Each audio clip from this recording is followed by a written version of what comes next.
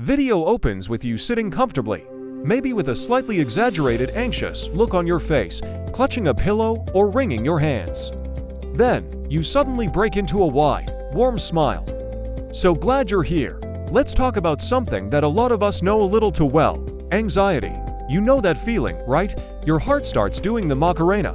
Your thoughts are racing faster than a squirrel on an espresso binge, and you're convinced you just forgot how to breathe.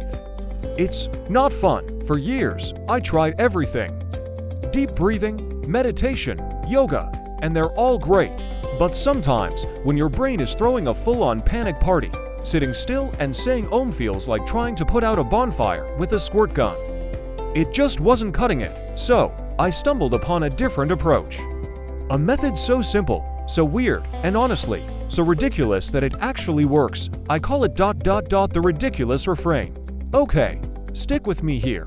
The ridiculous refrain is all about taking that big, scary, anxious thought and dressing it up in the most absurd, clown-like outfit you can imagine. Our brains are hardwired to take threats seriously, but it is really hard to be terrified of something that's wearing a tutu and a rubber chicken nose. Let's try an example. A classic anxiety trigger for many of us: a big presentation at work or school.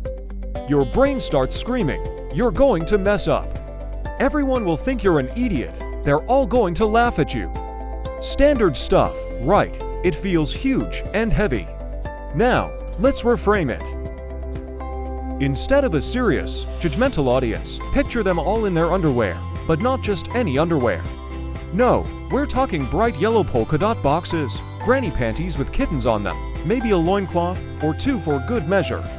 And your boss, they're right in the front row, wearing a Viking helmet with giant, wobbly horns. As you start your presentation, imagine that every time you say a key point, a tiny confetti cannon goes off somewhere in the room. Can you feel that anxiety starting to shrink? It is hard to feel impending doom when you're picturing your manager adjusting their Viking horns. The trick is to get specific and sensory. Don't just think silly, really build the scene. What does it smell like? Probably a weird mix of old coffee and cheap confetti. What does it sound like? The quiet shuffling of polka dot boxes and the occasional bowing from a wobbly horn. The more detailed and ridiculous your new scenario is, the more your brain gets distracted from the original fear. You're basically hijacking its panic circuit with pure, unadulterated silliness. Let's take another common one: social anxiety. You're walking into a party where you don't know many people. The anxiety monster whispers, "No one will talk to you." You're going to stand in a corner all night looking awkward. It's a lonely, scary thought. Time for the ridiculous refrain. Imagine that everyone at this party has a secret, ridiculous mission. The person by the snack table isn't ignoring you.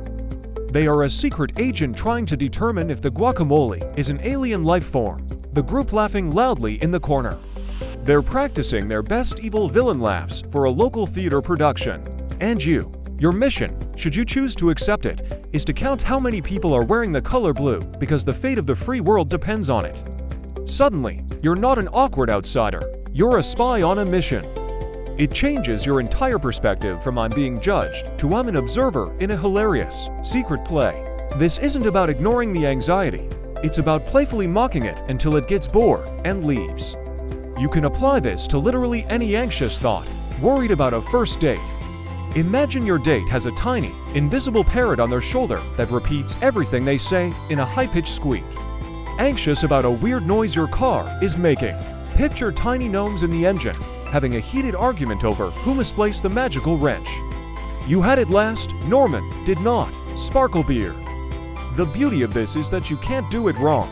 The more outlandish, the better. The goal isn't to solve the problem in that moment, but to break the cycle of fear.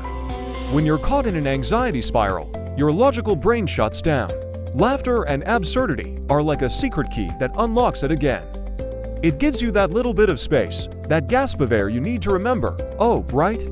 This is just a feeling. It's not necessarily reality."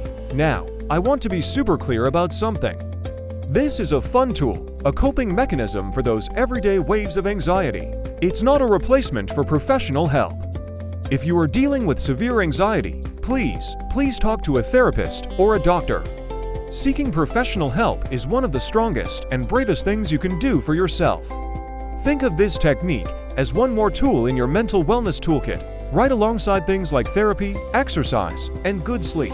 So, here's your homework. The next time that little anxiety gremlin pops up on your shoulder and starts whispering nonsense in your ear, don't fight it. Acknowledge it, and then give it a ridiculous hat and a unicycle. See what happens.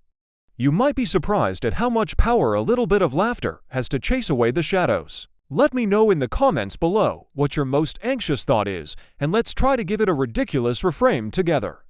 What kind of silly outfit are we going to put on your fear of public speaking or your worrying about the future? Let's get creative and help each other out.